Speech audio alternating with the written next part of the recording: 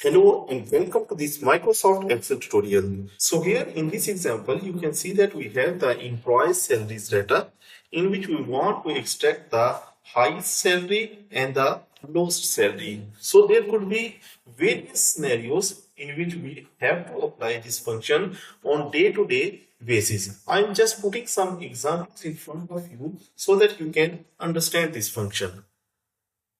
So if we want to find out the maximum salary, then here in the cell I will write equal max, and then I have to choose the numbers from which I want to get the maximum number. So I will select this range.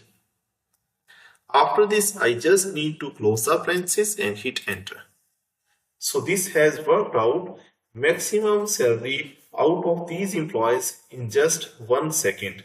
Similarly, I can find the minimum salary in the next cell just by writing equal MIN, and then again I need to select the range of numbers. So I'm going to select the salaries range, close the parenthesis and hit enter. So this is very simple to find out the maximum number and the minimum number using these simple Excel functions. As I have explained you that we can use it in different scenarios.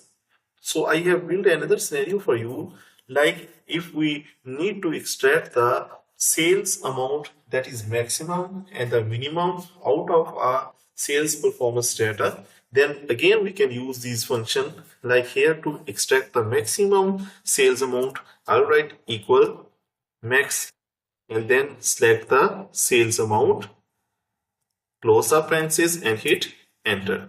And similarly for minimum, I'll write equal MIN, open parenthesis, select the range of numbers, close the parenthesis and hit enter. And that's how easy it is to find the highest and lowest values in Excel using max and min function. If this saved you time, hit the like button, subscribe for more practical Excel tips, drop a comment and tell me what function should we learn next. See you in the next video.